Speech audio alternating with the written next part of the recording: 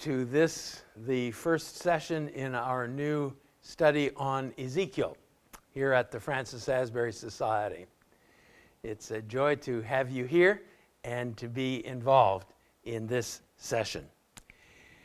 This evening, I want to, first of all, introduce the historical background, and then the book of Ezekiel, and then we'll look at the first chapter. You'll notice the title that I've given, Death and Resurrection.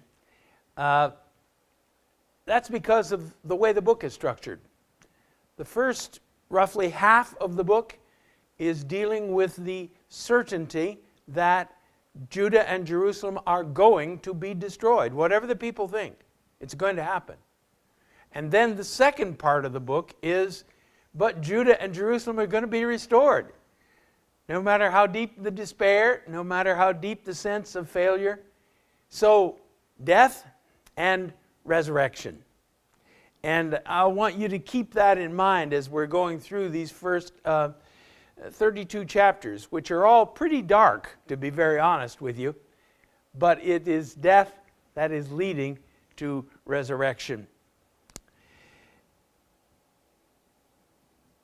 The century between 630 BC and 530 BC was one of the most tumultuous in human history before the 20th century. In 630, Assyria was the greatest empire in the world, the greatest empire that had ever been known, stretching from Mesopotamia in the south up into Armenia in the north, and all the way down the coast to Egypt in the south. And yet, by 609, 19 years, the Assyrian Empire ceased to exist. It reminds us a bit of the Soviet Empire, which none of us in even 1985 could have imagined would collapse almost overnight, beginning in 1989. It was the same for Assyria. What it was a coalition of Assyria's old vassal state, Babylonia, in the extreme south of Mesopotamia there, and the Medes, who were a people living in the Zagros Mountains. The world of Mesopotamia and Mesopotamia means two rivers, between the rivers, from the Tigris and the Euphrates. So this region here is the Mesopotamia proper, the middle of the rivers. Over here to the east is a mountain chain. And basically today, it is the border between Iraq and Iran. And this mountain chain is called the Zagros. So Babylon is down here. The Assyrian cities were up here. And the Medes are over here. So what happened is that the Medes joined with the Babylonians, and together they took out Assyria. I say again, a matter of about 19 years.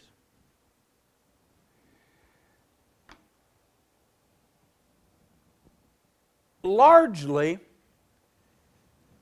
the Medes took the northern part of the old Assyrian Empire, and the Babylonians the southern part. The general who led the destruction of Assyria was a man named Nabopolassar. His son came to power in 605. And he immediately exerted his control over all of that southern part of the old Assyrian Empire. But, and I should say that he created basically the Golden Empire that Daniel refers to.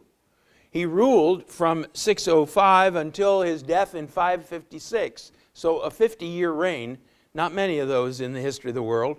We have the amazing one of Elizabeth II in England, but a 50-year reign, pretty unusual, especially in that time and in that day. But it was a one-man show. And when he died, there was really no one to replace him. No one with the strength to control that empire. In the meantime, the Medes had switched horses.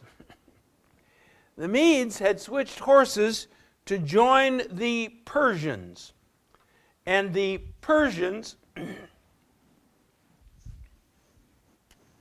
were from down here.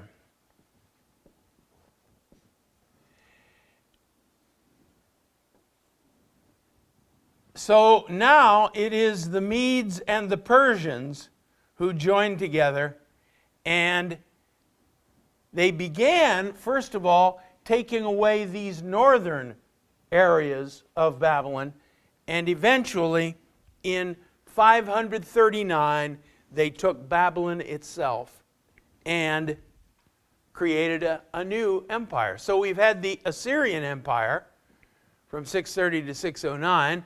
We've had the Babylonian Empire from 605 to 539, and now in 539 we have the Persian Empire.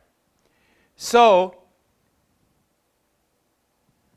we have three empires in that century, three world empires: Assyria, Babylon, and Persia. Persia was to continue another 200 years until 333 BC, when Alexander the Greek took down the Persian Empire. But it's in this really about 80 years that you've got three world empires. Judah, of course, was caught up in all of that, because that strip of land along the eastern coast of the Mediterranean is the highway of the nations. It has been called a hinge between three continents, between Europe, Asia, and Africa. That little strip of land. Sometimes students say to me, why in the world did God ever put Abraham in that out-of-the-way place? Sorry, it's not an out-of-the-way place. It is priceless to those people of the ancient world, because it's the hinge, it's the connector. Because of the desert to the east, all of the world trade has to go down through that about 100-mile wide strip. And so, of course, Judah is caught up in all of this. At the beginning of this time period, in 630, King Josiah was on the throne of Judah. Josiah, if you remember, was a good king. He was one who, during his time, they rediscovered the Bible, the Torah, the law, in the temple as it was being refurbished, and he wholeheartedly, he wholeheartedly turned back to the Lord. His grandfather, though, was a man named Manasseh. And Manasseh was the wickedest of all of the Judean kings. He ruled for about 45 years. 45 years of tragedy. He set the pattern that was to follow. There's a sense in which Josiah is sort of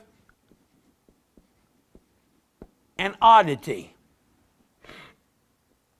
And sometimes I encountered this when I was working on my commentary on the books of Kings.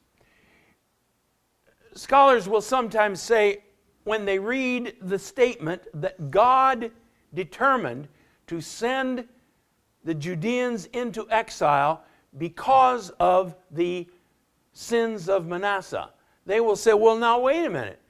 There was a great revival. Thank you. There was a great revival under Josiah, and God just ignored that. Said, well, I don't care whether they were revived. I don't care whether they repented. I'm just going to punish them for Manasseh. Well, matter of fact, that's not correct. If you read the text very carefully, you discover that Josiah repented, and Josiah was revived, and Josiah stepped forward for God, but there's no indication the people did at all. And what we'll find being described in Ezekiel is exactly what Manasseh put in place. So there's a sense in which there's a straight line here. Josiah was killed when he was only 39 years old. He was killed by the Egyptians. And there's some mystery here. As I said, the Assyrian Empire was on its last legs in 609.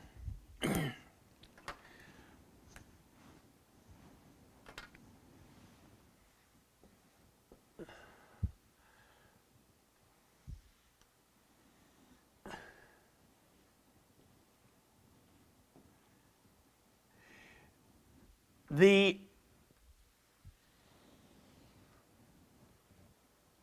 Medes and the Babylonians had driven the Assyrian armies west, and they are making a last stand in this area where Haran is located and Antioch. It appears that the Egyptians wanted to come up and help the Assyrians. Now, one wonders, why would they do that? And the best guess is they thought that the best thing for them was to keep a weak Assyria alive here between them and the Babylonians and the Medes. Now, there is a pass here through the Great Ridge, the pass of Megiddo.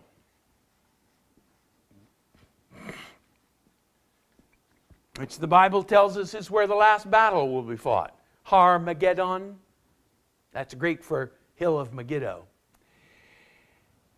And for some reason, we do not know exactly why, Josiah went up there and tried to block the Egyptians at Megiddo. Again, that's kind of a guess. We're told that he was killed by the Egyptians at Megiddo. Chronicles says that God spoke through the Egyptian king and said, don't do this, I'm doing God's work. Well, I wonder whether that's really God or whether the Egyptian king is making it up. But at any rate, Josiah is killed in 609.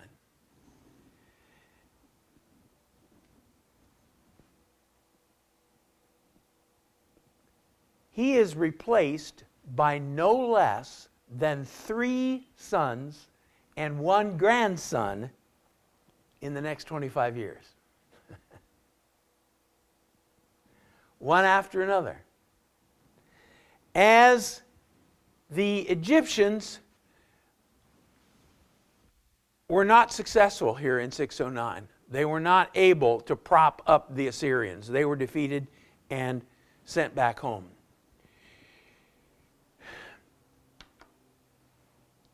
The first of Josiah's sons was a man named Jehoahaz.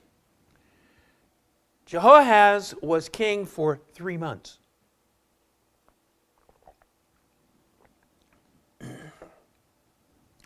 presumably, this is the time from Josiah's death for the Egyptian army to go on up there, fight that losing battle, and be driven back. He was presumably, like his father, an anti-Egyptian. Now, again, why Josiah would prefer to have the Assyrians completely wiped out, and perhaps it's because of history, I don't know. But at any rate, it appears that Jehoahaz, who is the younger son, he's not the firstborn son. He's put on the throne, apparently by the anti-Egyptian faction in the Judean government. And when the Egyptians come back through here, in retribution, they capture him and take him to Egypt, where we're told he dies. The Egyptians put on the throne his older brother, who is clearly pro-Egyptian.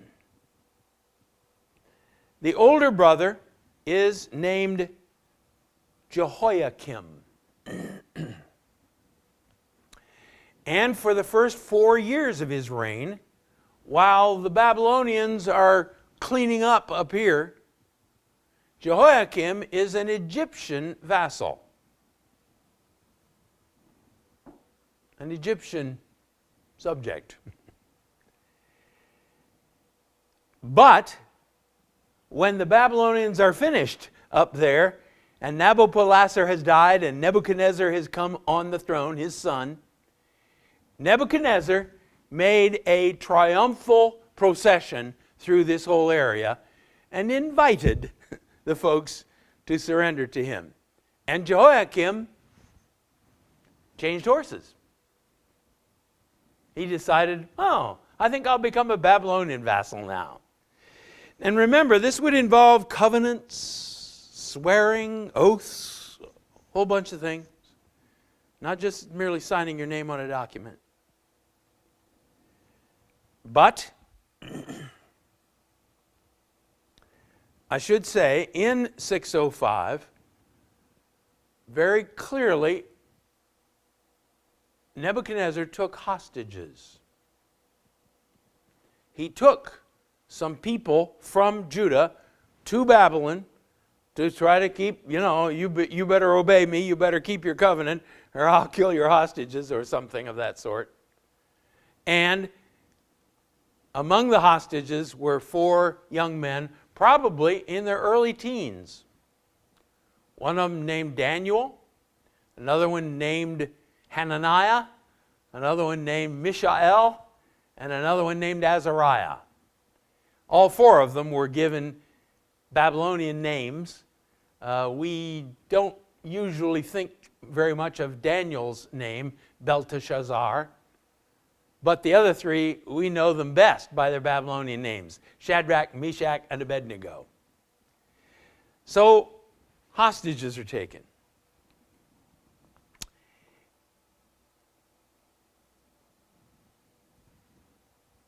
So from 605 to 601, Jehoiakim is a Babylonian vassal. In 601, Nebuchadnezzar suffered a surprising defeat at the hands of the Egyptians on the border of Egypt. Perhaps the Egyptians, fighting for their homeland, fought a little better than usual. And that seems to have been an opportunity for Jehoiakim to revolt. Okay. The Egyptians have beaten the Babylonians. I can be an Egyptian buddy again if I need to, or whatever. Well, bad choice. The Babylonians retired to Babylon, refitted, and came back stronger. It looks as though in the first period of time, maybe in 600, early in 599, it was sort of Babylonian allies that were sort of raiding Judah and beating up on them, giving a hard time. But by 599, the Babylonian army was back, besieging the city. Now, interestingly, we're told that Jehoiakim died during the siege. Chronicles says he was taken to Babylon. Kings knows nothing of this. So, again, we don't know for sure. Did he die of disease during the terrible siege?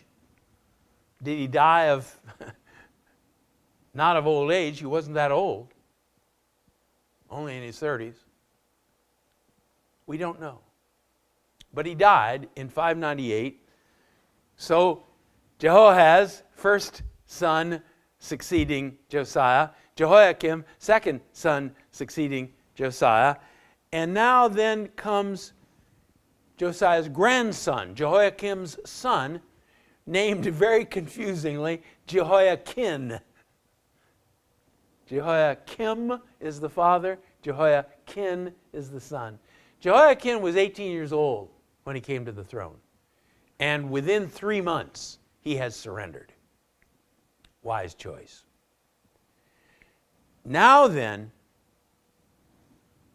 he and the whole royal family and several of the top leaders are deported to Babylon as hostages again.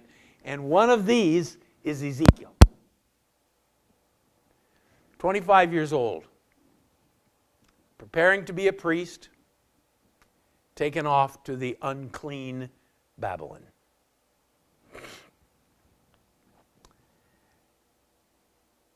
The Babylonians put a third son of Josiah on the throne. The Bible never considers him to have been a legitimate king. The last legitimate king that the Bible recognizes is Jehoiakim. Zedekiah seems to have ruled by poll. It's very interesting. We see a good deal of him in the book of Jeremiah. And he doesn't want to do what Jeremiah says, but he is interested in what Jeremiah might say. So he sneaks him into the palace every once in a while. And Jeremiah, what do you got to say about our future? Good news? And Jeremiah always says, bad news.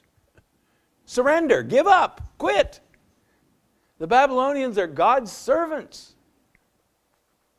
Nobody liked to hear that very well. So when people got wind of what Jeremiah was saying, they threw him in a cistern and prayed for rain. Zedekiah got him out and got him into another dungeon, not quite as risky as the cistern. I say Zedekiah seems to have ruled by poll. What's the prevailing wind? Is the prevailing wind, yes, serve the Babylonians? Okay. If the prevailing wind is no, no, no, we're not going to keep on paying these ruinous taxes to the Babylonians. No, revolt. So he was on the throne for 11 years. It seems to me wavering back and forth all the way through. Finally, he revolted. And the city held out for nearly 2 years. The conditions inside the city after 2 years, almost unimaginable. Filth, disease, famine, death. And finally, when it was clear that the Babylonians were going to break into the city, Zedekiah and his army broke out. The Bible says, in spite of the fact that the city was surrounded by the Babylonians, and fled toward Jericho. The Babylonian army caught up with him there. It says his army was scattered. And they took Zedekiah to where Nebuchadnezzar was currently, up in Syria, a place called Riblah. Killed his sons in front of him, and then put out his eyes. So the last thing he ever saw was his sons dying horribly, and took him to Babylon.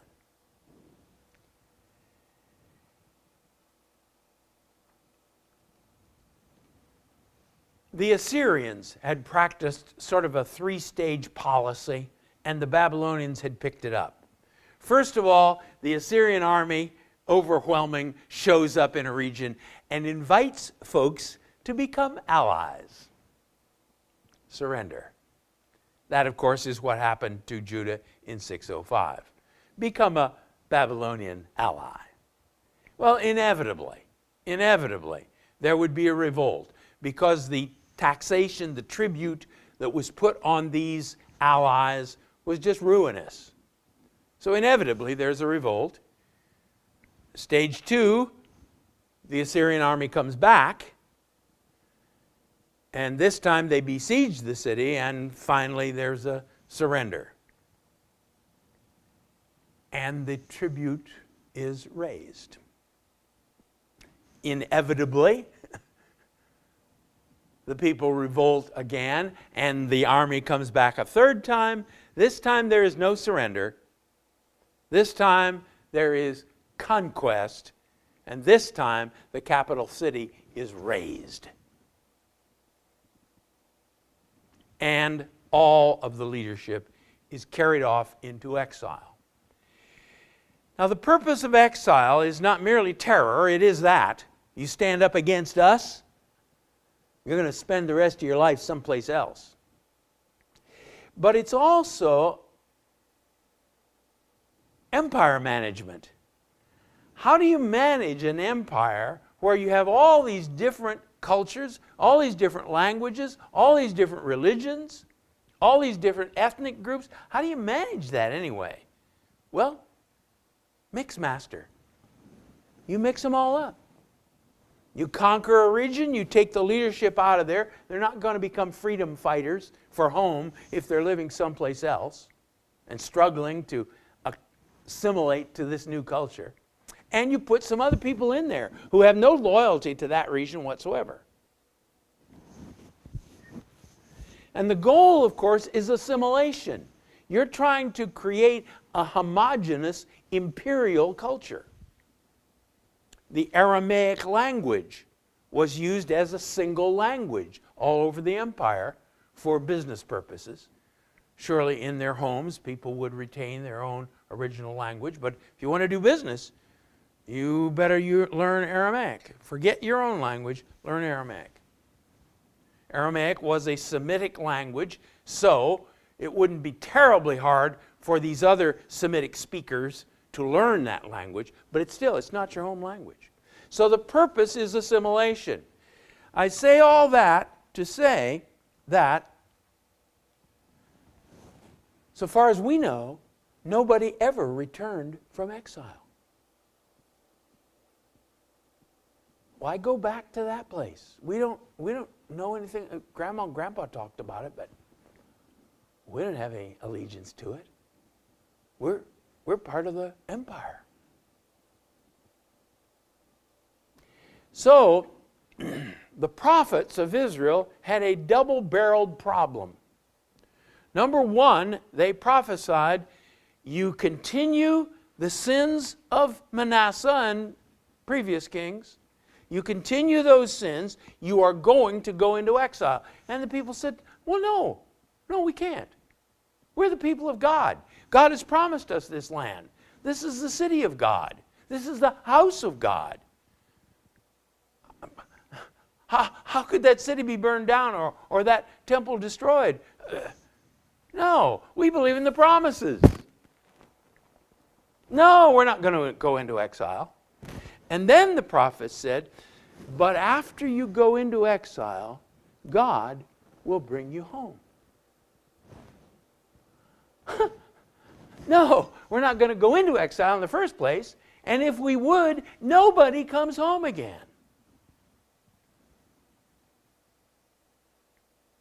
That was Ezekiel's problem.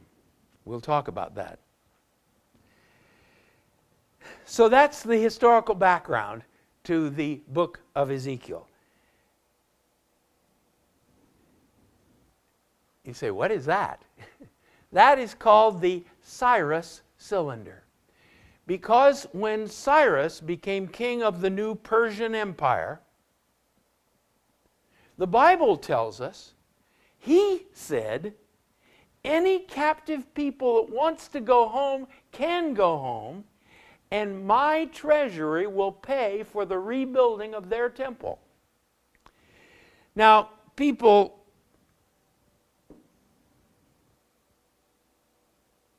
who, not to put too fine a point on it, don't believe the Bible, said, oh, that's crazy. Ezra made that up. Well, guess what? We have found this is an early Xerox machine. It is a cylinder on which you have these lines of script, the Babylonian language. So you could roll this thing on clay and produce a copy. And guess what it says? Much more flowery language than the Bible has it.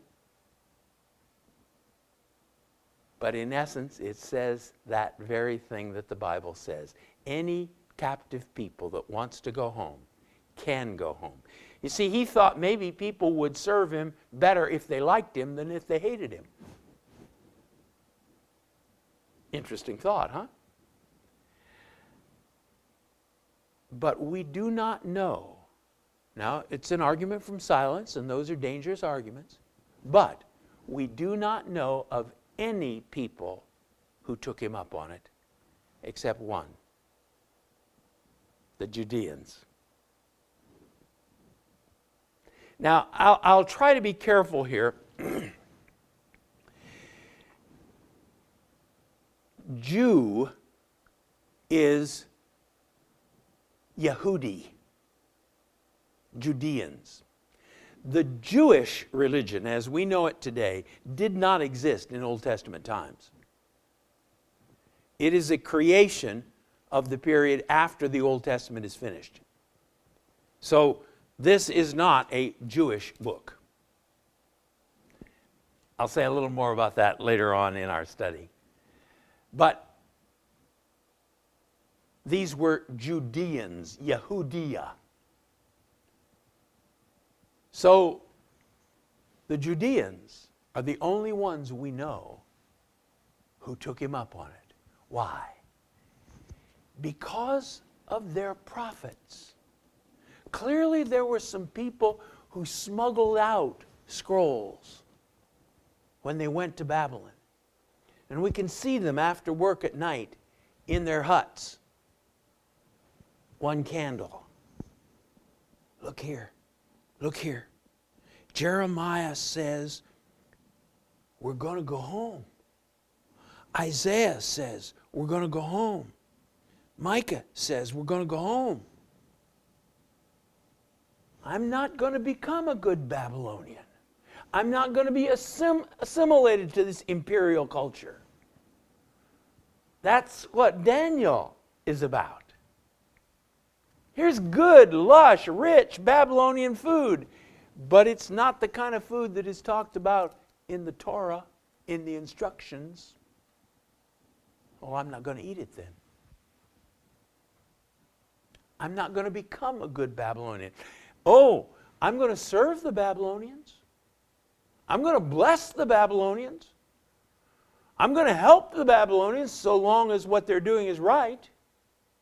But I'm not going to become a Babylonian. And so, when this decree went out, they said, yep, we've had our bags packed now for 45 years, and we're ready to go. So they went home. Okay, let's talk about the book. The book of Ezekiel. When he was exiled in 598, he was a priest in training. Priests entered their vocation when they were 30. You remember how old Jesus was when he began his vocation? No accident. No accident.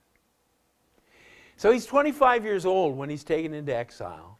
But he's taken into exile in this unclean place.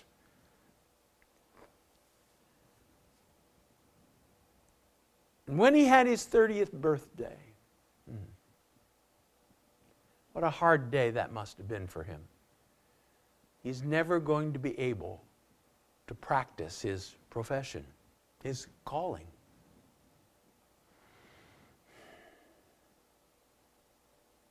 And on his 30th birthday in 593, we'll look at it in just a moment, he is given a new mission. Not a priest anymore, but a prophet. And it does appear that there were some priests who were prophets. Jeremiah is from a priestly family. We don't know that he ever functioned or was trained as a priest. He may have been. So there's not a hard and fixed line between those two. But God says, I've got a new vocation for you. I've got a new purpose in life for you. Your life is not purposeless. I've got a calling for you.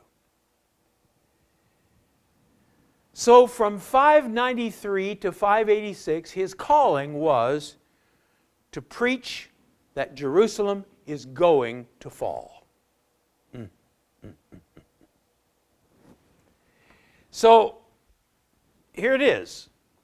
Zedekiah is in control back there at home, a good Babylonian slave, supposedly. And the people are saying, well,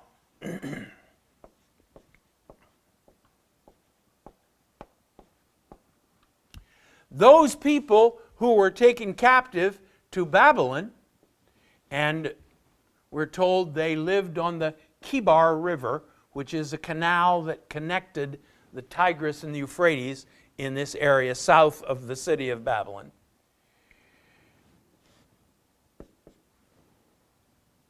The people in Jerusalem are saying, oh, well, God got the rotten figs out of here.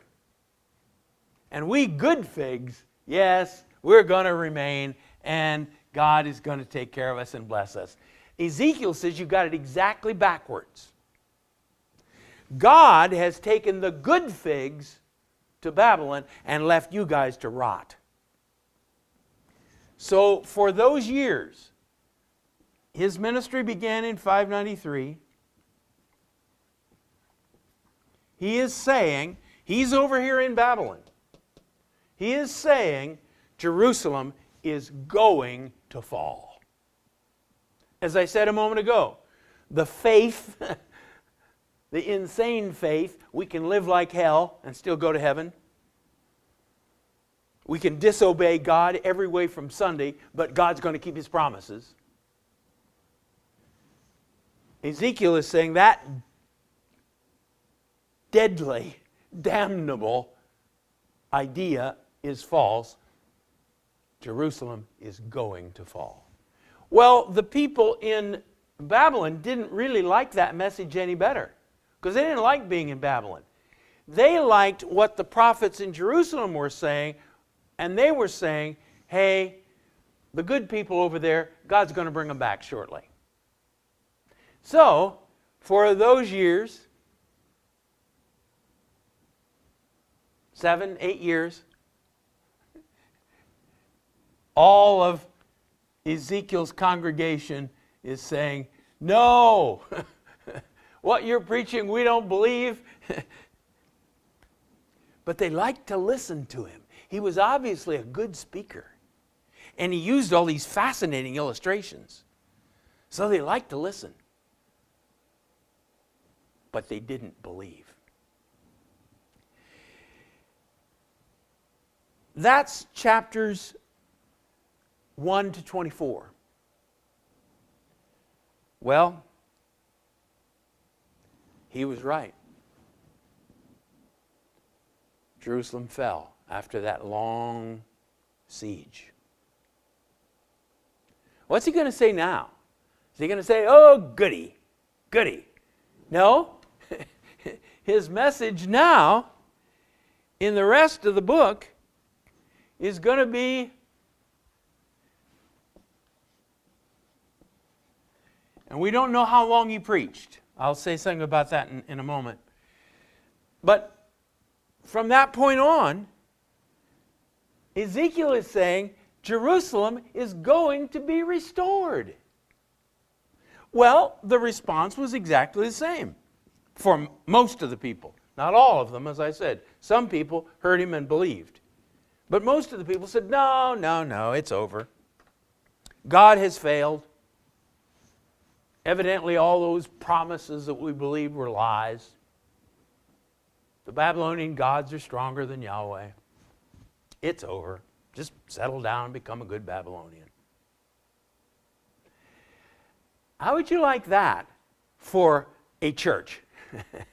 You say, destruction is coming, they say, no, no, no, never, never. And then you say, restoration is coming, and they say, not possible. Being a prophet was not a lucrative business, if you're a true prophet, and it wasn't a pleasant business either. But God said, be thou faithful. And Ezekiel and the other two prophets were. So we got the two sections. 1 to 24, Jerusalem will be destroyed. 33 to 48, Jerusalem will be restored. In between those, chapters 25 to 32 are oracles, prophecies against the nations that Judah would be inclined to trust. Oh, let's trust Egypt. They'll help us out. Egypt is worthless, hopeless. Oh, let's trust Tyre and Sidon, the Phoenician cities up on the coast of the Mediterranean north of them. Ah, they're great world traders. They're great. They'll help us. No. Well, maybe the Moabites or the Ammonites or the Edomites or the otherites. No. No. And what's going on is in chapter 24, Ezekiel says, the word has come, the siege has begun.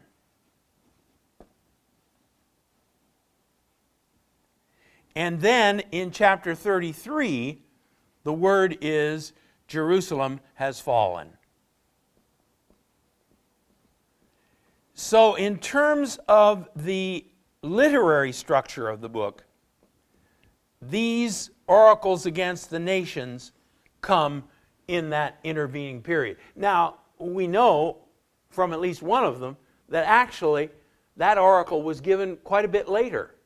But they've been collected here to illustrate the point. Whoever Jerusalem might trust, if God has decreed destruction, they're not going to be able to do a thing for you.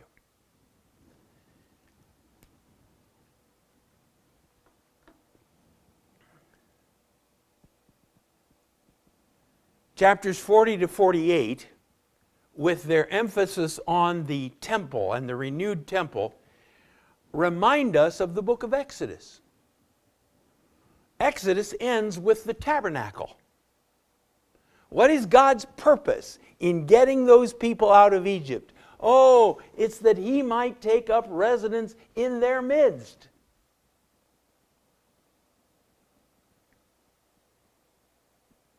And what this tells us is that Ezekiel sees the return from exile as a new exodus. God dwelling among His people.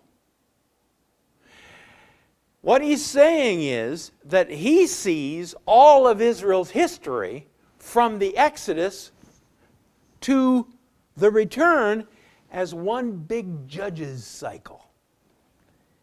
That is,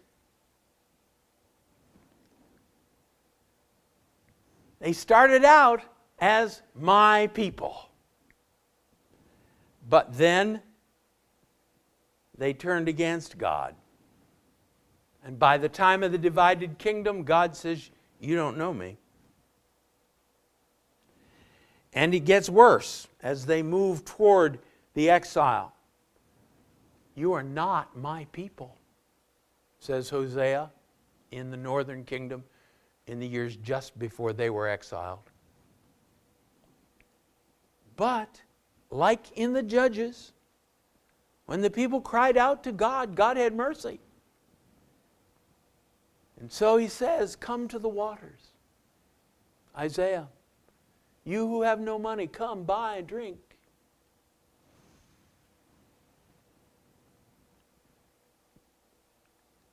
And in the return, you will be my people. So do you see what I'm saying? That Ezekiel, by the structure of his book, is saying, we get a new start. We get to start over again. And there are two phrases that recur over and over again in the book of Ezekiel, and they're right out of the book of Exodus. Then you will know I am Yahweh. In Exodus, it's when I do these great miracles of judgment upon the Egyptians, you'll know I'm Yahweh. In Ezekiel, in the first part, it is when I destroy you because of your sins, as I've said I'm going to do, you'll know I'm Yahweh. But then, in the latter part, you'll know I'm Yahweh when I restore you against all the odds. When I use the mightiest empire the world has ever known to restore you, you'll know I'm Yahweh. That, of course, is what Isaiah says. I'm going to use Cyrus as my servant to deliver you.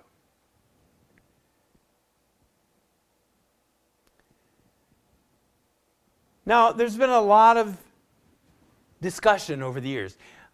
Are the temple directions, the instructions that are given there in chapters 40 to 44 especially, does that mean that one day the temple is going to be literally rebuilt? Some have argued that. The so-called dispensational movement says that God works in these discrete time periods, these discrete dispensations. So the Jewish people were intended to be saved. I shouldn't say that. The Israelite people were intended to be saved by making sacrifices. So, in the end of the age, they'll have to have a temple so they can make sacrifices. The Christian church has generally said, no, sacrifices were for that time. They were pointing to Christ. And the suggestion is that, in fact, this is metaphorical. What temple does God really want? Ephesians chapter 2 tells us that He has laid the foundation of the prophets, Jesus being the cornerstone. And the building has been raised up, and it's us. So, we'll talk about that when we get there. The last time reference, as I mentioned a moment ago, is in chapter 29, one of the oracles against the nations, and that's 571 BC. So that tells us again that Ezekiel didn't say all these things at this time, but they've been grouped here between the beginning of the siege and the end of it for literary purposes. Anything you trust in place of God is going to fail you.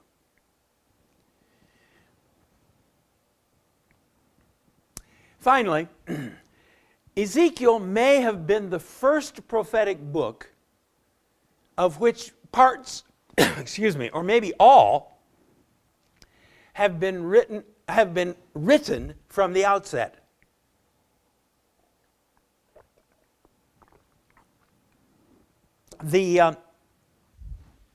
Most of the prophets, and most people are agreed on this, the prophets spoke their message fairly short, probably, and it was transcribed by disciples and then collected. And parts of Ezekiel will look a bit like that. But here in Ezekiel, you have long discourses, a whole big chapter that's following one theme. And so it is suggested that this may be the first prophetic book of which large parts were written from the beginning. They weren't spoken first of all. You have then the outline. I've talked about it a bit already. First of all, the introduction, chapters 1 to 11. Not everybody agrees with me on this, so this is Oswalt's understanding of the book. 3 parts: the commissioning in chapters 1 to 3, Ezekiel's call and the directions for which he's supposed to take responsibility and carry out. Then 4, 5, 6, and 7, sort of a summary of this first part. The end has come. Some acted out things here. Here it is. Then, chapters 8 to 11, the filthy temple. You want to go back to that temple, Ezekiel? You long to return? No, you don't. No, you don't. You people in Jerusalem think that I have to protect my temple because it's so holy? No, it isn't. It's filthy. I have to destroy it because of what it is. Then comes part 2. Judah and Jerusalem are certain to fall. Chapters 12 to 24. Then the oracles against the nations that they are tempted to trust to deliver them. Chapters 25 to 32. Then Judah and Jerusalem are certain to be rebuilt. Chapters 33 to 39. And then the conclusion. Chapters 40 to 48. Do you see how symmetrical this is? The introduction and the conclusion. Destruction, restoration. And in the middle, don't trust the nations, trust me. Again, this suggests that this book has been very thoughtfully written and organized. All right. Now then, I wish I could give you an opportunity to ask questions, but we've got to push on here if we're to get into chapter 1 as we've planned. Ezekiel 1. And you have there in your study guide some questions. I've already mentioned these. The first question that's laid out there is, what is the significance of the vision occurring in Ezekiel's 30th year? And the answer is, I think very clearly, God's gracious provision for this, his faithful servant. A year when Ezekiel would be in despair, when Ezekiel is now looking at a useless life that lies ahead, when everything that he had been preparing for seems impossible, God gives him a new calling. Oh, we all need to be aware of God's working in our lives, of God's providential working in our lives. That when it seems as though it is indeed hopeless, God says, no, I've got another possibility for you here. Now the question that comes up next is, why was such an amazing vision given to Ezekiel? Isaiah had a calling that was visionary, but it wasn't anything as gaudy as this. Jeremiah, as far as we know, has no vision at all. And this seems to be true for most of the other prophets. God just starts speaking to a person and they say, oh my goodness, I've got to say what he says here. Why does God give such an amazing vision to Ezekiel here at the start of his call? Well, as I've said in some other places, the Bible doesn't answer that question for us, so we've got to be a little cautious about how we answer it. But at the same time, remember, Bible study is built on, number 1, observation. What is here in the text? You can't interpret what you haven't seen.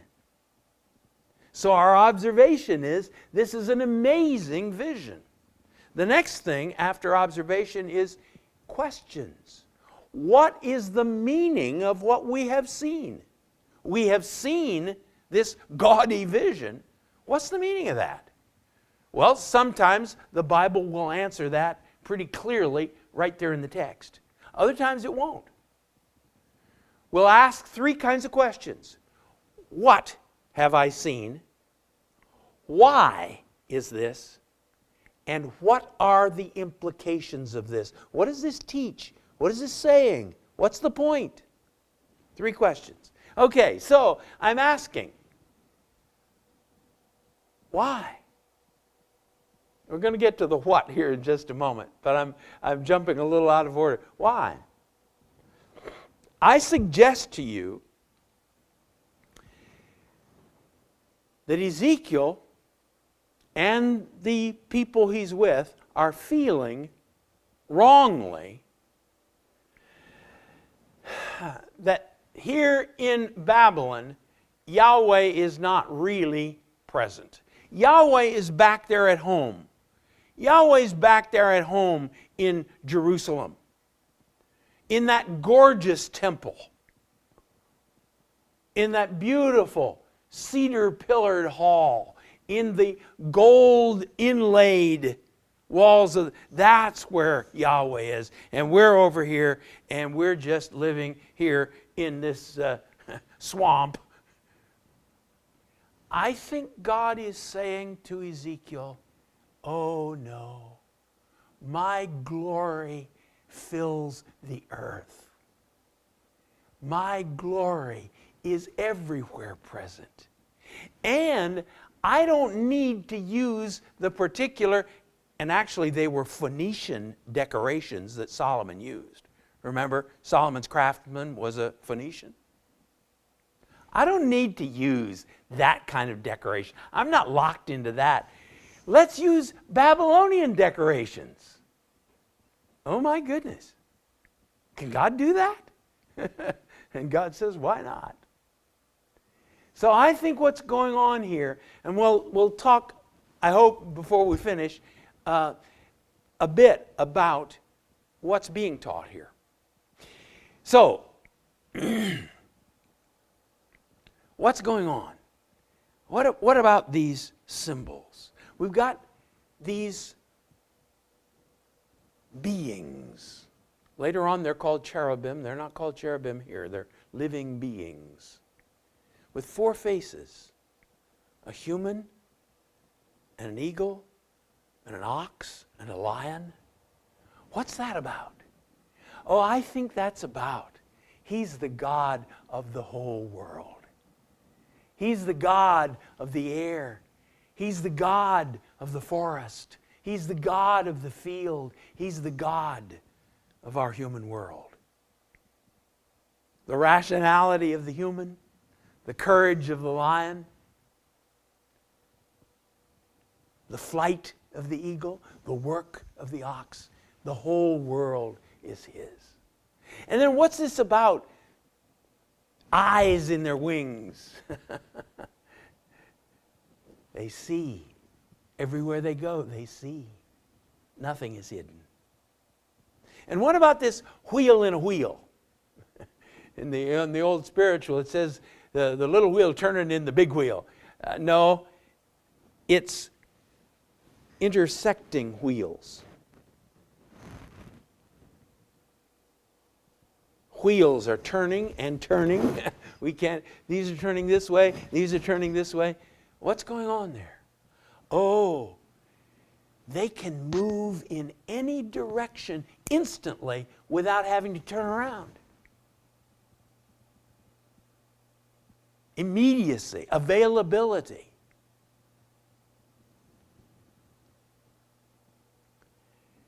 And look at the repeated word in verses 4, 13, 14, 27. Fire, lightning. All through the Bible, fire is associated with God. Consuming, destructive, but cleansing and purifying. Destroying, but energizing. Turning mass, inert mass, into energy. Fascination. Our God is a consuming fire. Yes, yes. But the fire that gives light and warmth and hope. There would be no civilization without fire.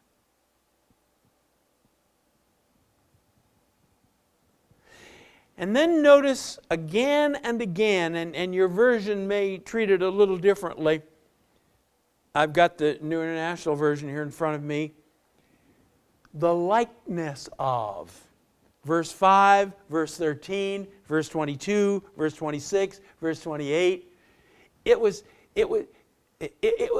like, and he looked like, sort of like the appearance of, the reflection of.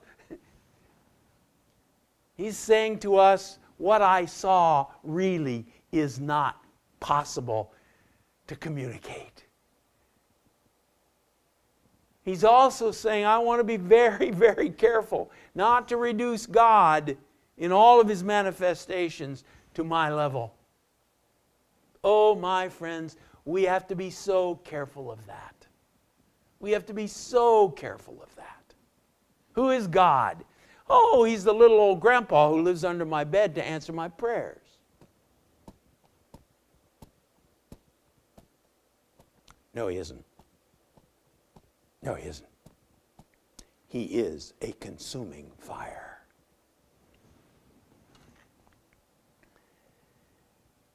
So, what do we see in this vision? We see an upward movement from the creatures to the surface which they are supporting, to the throne which is on the surface, to the one who is not actually on the throne, He's above the throne.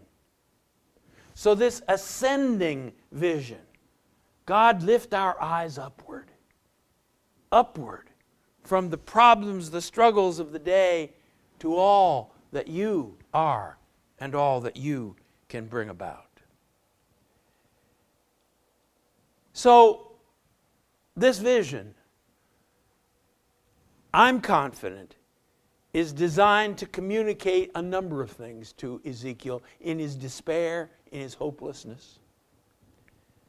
Number one, the universality of God. He is everywhere. Everywhere powerful. Everywhere immediate. It's also designed to communicate His incomparability. There's nobody like Him. He is unlike He is like and yet unlike everything in His creation. The word there is transcendence, and we'll talk about that. I can't go anywhere without talking about it because I'm convinced it's the fundamental principle that makes the Bible what it is. He is not this world. All paganism, ancient and modern, is built on the idea this cosmos, physical, material, this cosmos is all there is. You want to talk about a God? Here it is. And this book alone says, no, He is not this world. And therefore He can save this world. The world can't save itself. But He who is beyond the world can save it. So this vision talks about His saving power. It talks about also, and I've said this before, I want to say it again, His immediacy. He is everywhere present right now.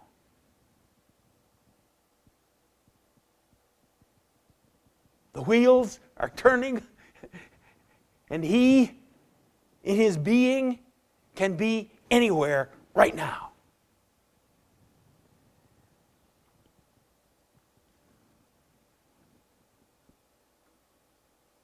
His purity. The fire running through all of this. He is pure. He is not defiled by our sin, but He, in fact, can redeem us from our sin. Of course, we know from the Gospels, He did it by becoming sin. He did not just stand off in his purity and say, "Be forgiven." No.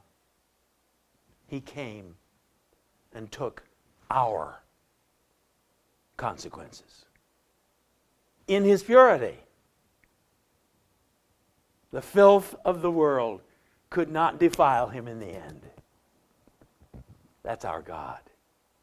And so I suggest to you that this is what God was doing in that incredible vision, which will show up again, especially in the vision of the filthy temple. That's me? That's my house? No, no, no. I'm the one who is above the throne, that is upon the firmament, that is over the 4 cherubim, the 4 living creatures who are active everywhere in the world. You want a vision? Don't look at that house. Look at me in my reality. All right, that's a lot of stuff in one session. I hope you've been able to assimilate some of it. And since it's being recorded, you can go back and look at it again. Let me pray with you. Heavenly Father, praise you. Glory to your name. You are incomparable. There is no one like you. You are holy. You are present. You are pure. Praise your holy name. Thank you. Thank you that your justice stands, but your grace can satisfy your justice. Thank you. In your name we pray. Amen.